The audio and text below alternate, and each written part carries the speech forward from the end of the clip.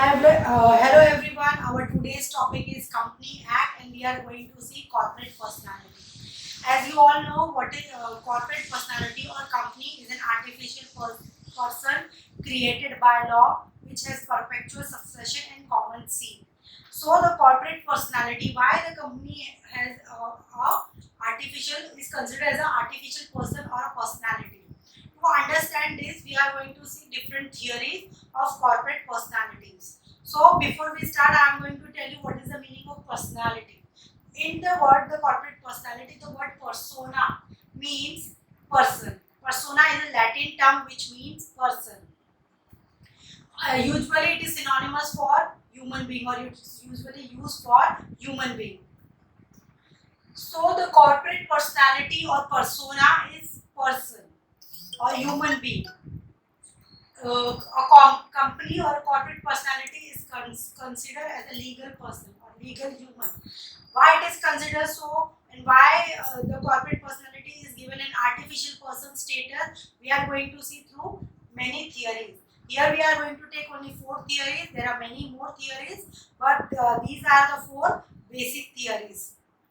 Before I start, I am going to tell you basic of corporate personality.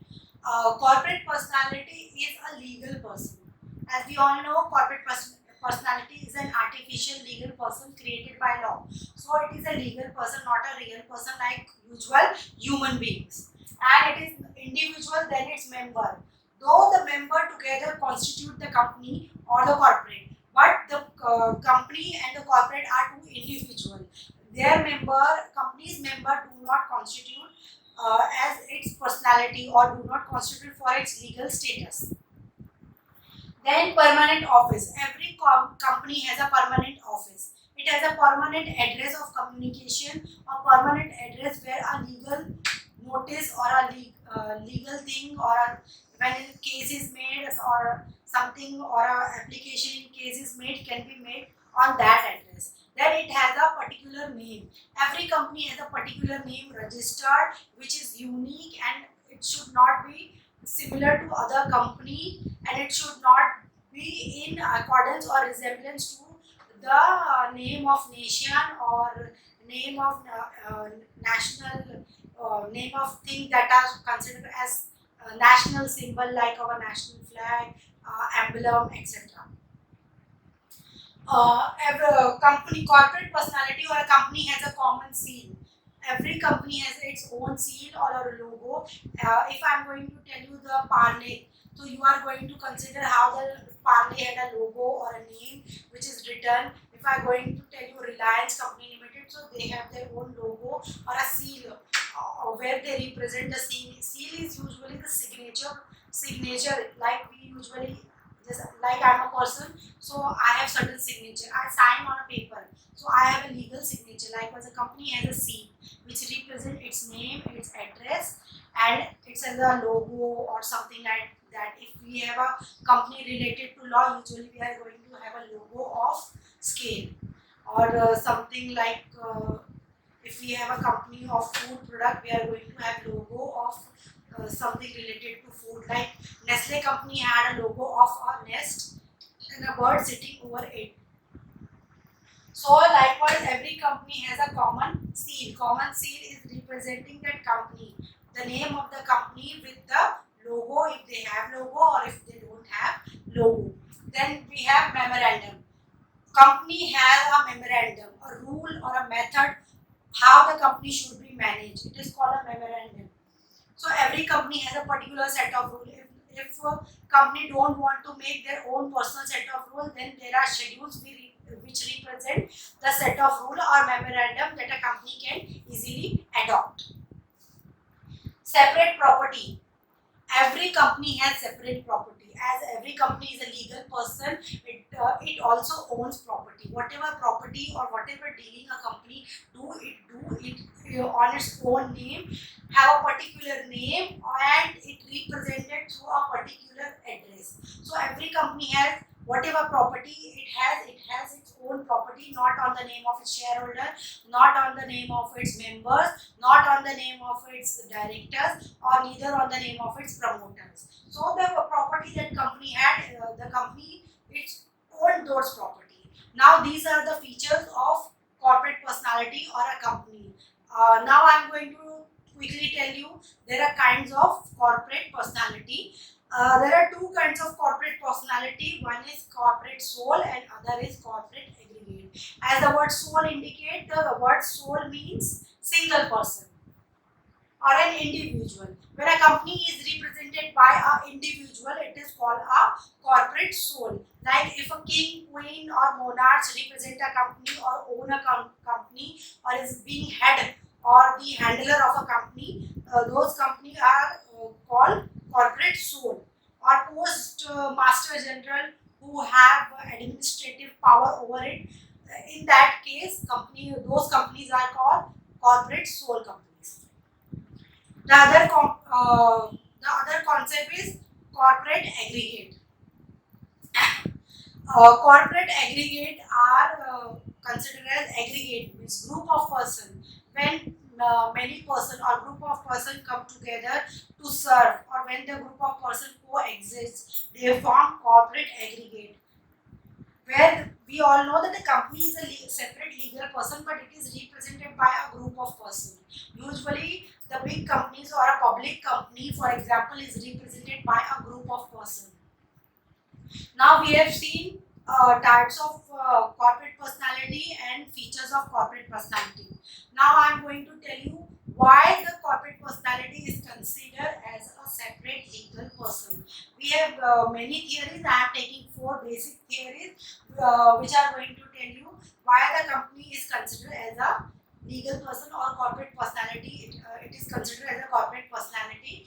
There are many professors, jurists, law firm who have given many theories or who have established many school where they represent different concept. So our first theory is fiction theory. As the word fiction means imagination. The theory means the corporate personality is just imagination. There is no corporate personality, it's just a mere imagination, and it is being created so that the company can be sued. Or there are what are the legal formalities related to company that can be done. So the company is just imagination. It is only done to create legal purpose. It is only created for suing or for legal purpose. So it is not a personality. According to this theory, company is not a personality. It's just a fiction or an imagination, which is created for legal purpose.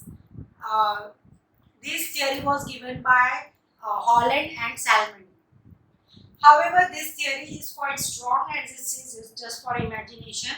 But there are many criticisms of this theory, and the basic criticism is civil and criminal liability. If a company is civil or criminally liable, then what will happen if it is a fiction or just an imagination? Who is going to be punished? Or how the company is going to be punished? So this theory is criticized usually by Sir Pollock and Dr. Moray, that it says that the company is cannot be, if it is a fiction, it cannot be liable for its criminal activities or civil activities. Then we have the other theories, realistic theory. According to realistic theory, the fiction theory is all the realistic theory is exactly opposite of fiction theory, and realistic theory criticizes the fiction theory that uh, it is not created or it does not fulfill the legal purpose of company. So the realistic theory was given by Pollock and Dr. Moray. Dr. Moray has specified that a company can be considered or can be understood by the group of people who represent it. The mind setting of group of people can be reflected in the working of company. So according to Dr. Moray, company is a real person. So because it is the working or the activity a company do is represented by group of people or the mind of group of people. So it has a distinct feature. If suppose 5 people who are very risk taker or want to take immediate risk, so if these kinds of thinker come together, so they take risk, so the company will be called, it is very risk taking company. They take projects which are very risky or where there are hardly any chance of growth or there are chances of losses. So those people, the mind of those people represented in the working of company or the personality of company. So they are telling that the company is a realistic person, it is a real person. It represents the working or the method, the group of people, those who are operating the company. However, the same group also do not consider the concept of collective will. The same group do not consider the concept of collective will, that the group of people, when they are shall be considered together, or they ignore the concept of collective will. Then we have the third theory, bracket theory. The bracket theory was given by German jurist Jerry. According to German jurist, it is just a legal device. The corporate personality is just a legal device. It is just a symbol. It is just created to represent a group of people. According to this theory, only human have rights and interests. So the concept of theory was concept of having a legal personality is just only created so that the company can be symbolized, or a group name or group of people can be put into the bracket, and instead of giving all the name of those who are operating it, members and all, a name is used. But the same theory is being criticized as it does not specify when the bracket can be removed, when the concept of bracket can be removed. So the theory is itself is criticized that it does not specify where the bracket can be made and where the bracket can be removed. As we all know that company has perpetual succession, its member come and its member goes, but the company remains until it's winding up. So this theory itself criticized itself only that the bracket, when the bracket can be changed or can be removed. Then the other theory is purpose theory.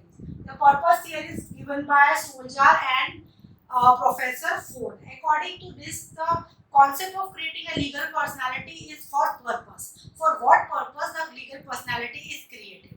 So, according to this theory, the corporate personality is created only for a certain purpose. So, according to this theory, only individual has right and interest.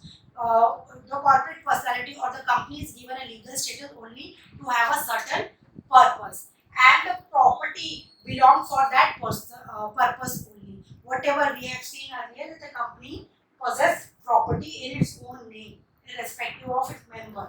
So, according to this theory, property belong for a particular purpose.